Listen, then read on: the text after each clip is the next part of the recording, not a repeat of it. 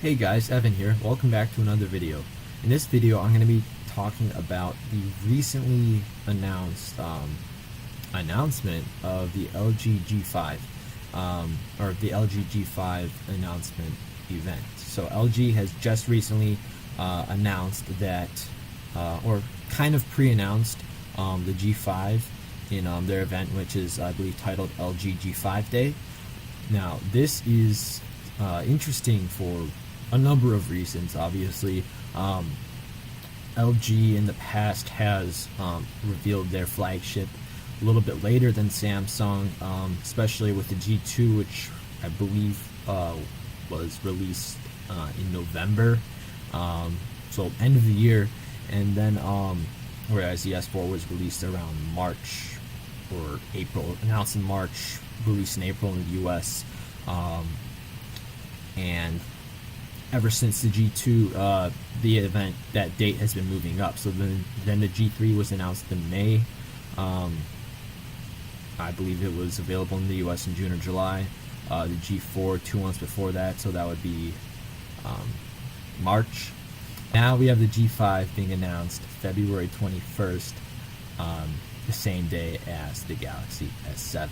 And so Samsung has also been pushing up their announcement events as well by a little bit. They used to announce, they unveiled the Galaxy S3 in May, the Galaxy S4 in March, and since then they've been releasing or unveiling their phones a day before Mobile World Congress, around late February. So February 21st lines up fine for Samsung, but it's interesting to see LG just moving up their launch dates every year, with every successive year for the G cycle, meaning they're only really developing these phones for 10 months, which with the sales that they're making, I'm not sure if that's the best strategy.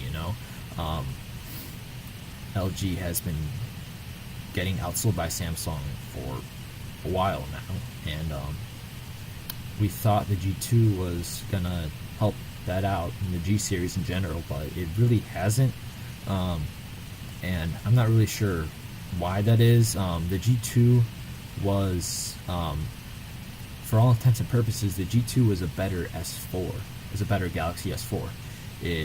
LG pretty much copied all of Samsung's features that they introduced with the S4, which, if you remember, they had a lot of gimmicky features, like the air view, air commands, what else? There was a lot. But yeah, LG pretty much copied the S4 to a T, made it slightly bigger, and beefed up the specs with the Snapdragon 800, which, if you remember, is actually a lot faster of a chip than the Snapdragon 600, and threw in a removable 3000 mAh battery, 1080p screen, and micro SD card slot. So all top-notch specs for its respective time. So I believe a big selling point for the G2, was that they outspec'd Samsung. It was just like a better S4 in every possible way you can really think of, for the most part. And then with the G3, was a little bit of a deviation in some ways. They still outspec'd Samsung, which, again, that's what LG's bread and butter seemed to be, just selling you on the specs. It had a 5.5 inch display, whereas the S5 only had a 5.1 inch display, and it had a 2K display. It was like the first widely available smartphone, at least in the US, with a 2K display. So that was like a huge selling point for the G3. Now, obviously, that, as most of you know, that display caused some issues with overheating and somewhat sluggish performance at times, but for the most part, it was still a solid phone. Another downside is that they didn't manage to be able to increase the battery size, keeping it at 3000 mAh, but still, it did offer decent battery life, just not as good as the G2, because they beefed up all the specs except the battery. So that's just naturally going to happen. I believe it did fairly well, though. I have a lot of friends with G3s. And then the G4 came out, which the next year, which pretty much seemed like just a better G3. They improved the screen, made it a little bit brighter, beefed up the processor, obviously, but again, kept the same battery size, which was, again, that's just like the G2 started off this big battery trend, and then LG, they didn't keep increasing the battery size to go along with the display resolution upgrades and the screen size upgrades that they made with the next two phones. So that was kind of interesting, but they still outspec Samsung. The G3, going back to the G3 also had an extra gig of RAM compared to the Galaxy S5. So that's another selling point, because extra RAM means faster multitasking.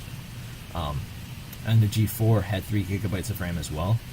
And it still outclassed it didn't outclass the S6 in terms of specs, because then the Galaxy S6 had it had a quad HD display. It had it was smaller. It was a smaller quad HD display, but it was quad HD, so higher pixel density. It had Samsung's Exynos CPU, which, as most of you know, it blew away the Snapdragon 810.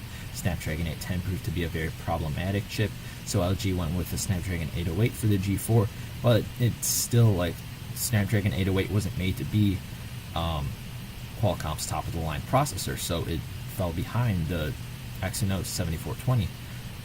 So that's where LG started slipping up in terms of specs compared to Samsung. They did still beat them on battery capacity, but again, they had a bigger display to the G4 had a bigger display to handle that, so it wasn't, just kind of balanced out. Even though the G4, it did have better battery life than the S6 series. From what I've heard, S6 series had pretty terrible battery life by according to most people. But yeah, G4 overall didn't really turn a lot of heads, because it was largely the same as the G3. And now LG is announcing the G5 on the same day as Samsung is pegged to announce the Galaxy S7. And I don't know if that's going to work out for them. So rumors and leaks have indicated that the G5 is set to sport a radically new design. It's supposed to look a bit squarer. I mean, those could just be dummy case leaks, but we'll have to wait. But one thing that's all but confirmed is the removal of LG's bread and butter back buttons that they debuted with the G2, and that's really surprising.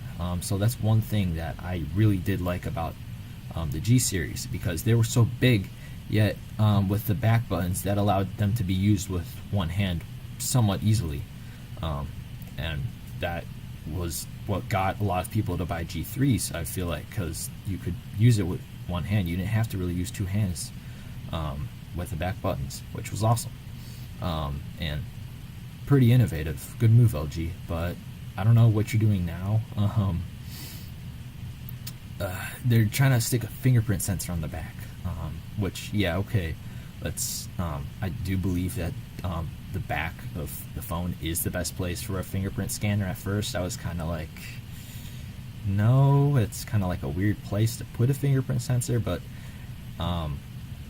then the Nexus phones just kind of showed us that that's like a really good place for a fingerprint sensor, because if you don't know, you can pull out the Nexus 5X and the Nexus 6P.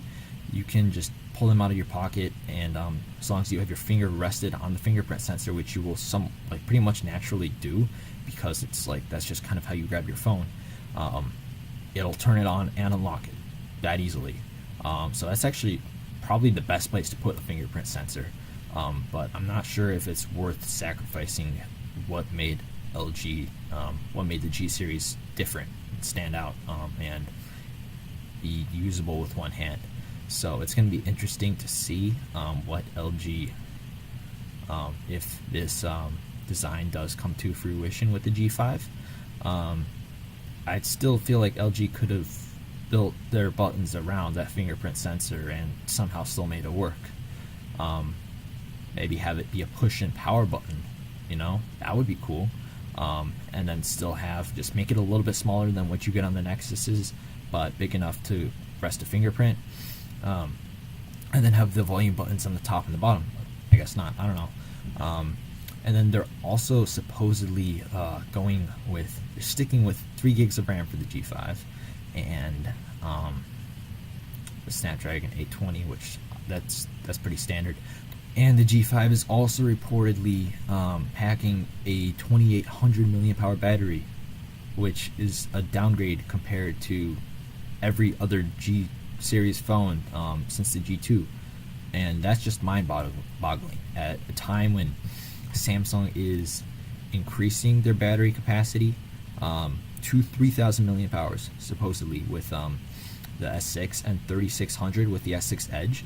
And the S6 Edge is probably like the phone that you would pit against the G5 because they have the S6 Edge the S7 Edge is supposed to have a 5.5 inch display. So it's gonna have a 5.5 inch display, a 3600 milliamp hour battery, versus the G5 with a 5.5 inch display, we think, and a 2800 milliamp hour battery. I don't get it. I don't know how LG hopes to achieve even remotely similar battery life to the S7 Edge, and that's not what LG needs to be doing right now. They've been outspecking Samsung, and now they're falling way behind. I don't understand the reasoning for this at all. They are supposedly integrating the secondary display from the V10 into the G5, so that'll be interesting, but not that many people seem to care that much about it. With the V10, people seem to love the build quality and camera, so we'll have to see. Obviously, yeah, the camera on the G5 should be great. We'll see how it compares to the S7, which is supposedly going from a 16 megapixel sensor to a 12 megapixel sensor for some reason to improve low light performance and everything. But really, Samsung, you have to copy Apple even on the megapixel count by going down from where you've been since the S4 with the S4 to 13 megapixel camera, and now they're going down below that just to, I don't know. I mean, it's going to eliminate the camera hump, so that'll be good. But yeah, I don't know how LG plans to compete. I really don't. HTC tried doing the same thing last year by announcing the M9 at the same time as Samsung announced the S6, and we all know how well that went for them. They M9 tanked pretty hard. The M9 did not sell well at all, and that's because it was largely the same as the M8, except worse in a few respects. The design looked a little bit worse in my opinion. Didn't really like the color options. Used the Snapdragon 810, so I could just stop there. But I think they also made the display look worse, and they put in a bigger battery. Yes, they put in a higher megapixel camera too, but compared to both the M8, I believe, and the Galaxy S6, yet the camera was worse, took worse pictures, and the battery life was shorter than the S6. So HTC really just blew it with the M9, and I don't know how. I don't expect LG to blow it that badly with the G5 in terms of just specs and probably sales. The G5 will probably most definitely sell better than the M9 has, but this doesn't look good for LG at all. I feel like just with a monster that the Galaxy S7 is supposed to be, right? So I feel like the Galaxy S7 could be Samsung's best smartphone to date. If all the leaks and rumors are true with it, that it'll be bringing back waterproofing, the SD card, with a big battery in the S6, the S7, and the S7 Edge. All those things in the same package that they had in the S6, which was a beautifully designed phone with a great display. I don't know how LG can compete. I don't know how, honestly, anyone can compete, but LG is choosing to announce their phone, their flagship G5, the same day as Samsung is announcing what could be the best Android phone of the year. And in my opinion, the most complete smartphone to hit the market ever. So that'll be really interesting to see. Seems like a David versus Goliath kind of thing if you think about it. Now LG and Samsung are both giant companies, but in terms of smartphone sales, Samsung owns the Android side of the market, and I don't really see that changing. I think LG should really, if they want to compete, the G5 should have at least 4 gigs of RAM, right? They should at least be matching Samsung on the specs. At least 4 gigs of RAM, 4,000 milliamp hour battery, right? And typical, like, that would seem like the next logical step if we were back in 2013 and after the G2 had been announced, and someone asked me what I think the G5 would look like, or in terms of specs. That's what I would imagine, a 4,000 milliamp hour battery, especially if someone told me that the S7 and S7 Edge were going to have 3,000 and 3,600 milliamp hour batteries respectively. So I don't know what LG is doing. Hopefully this Magic Jack thing that they're implementing, is that what they're calling it? I don't even know. Hopefully it's gonna be a big. Hopefully they do some really cool things with it, but it's gonna have to be awesome for it to even have a chance of catching on, because, right, like every gimmick that every company does, for the most part they don't catch on. You know, like HTC tried, wasn't live photos. I don't even remember what it was called. You know. With the M7, but then Apple copied them later on, called it live photos, and like that didn't really do HTC too many favors. Yeah, it got copied later on by Apple, but did it sell the M7? No, I doubt that was its selling point. So, and LG with the back buttons, obviously that hasn't been helping them with sales. Apparently, I feel like it has been, but like I want to say that it has been, but if they're just doing away with it and just going back to the drawing board, then I don't know how they are just choosing a new gimmick to bet on, because this sounds a lot more outlandish than back buttons to me. So we'll have to see what LG has in store for us on February 21st, and how they fare against Samsung over the coming months. Once these phones are released to market, I will hopefully get both of these phones to review and compare for you guys. And it's going to be fun. It's going to be a fun day on February 21st when they are announced. So that's about it. I just wanted to share my thoughts with you guys.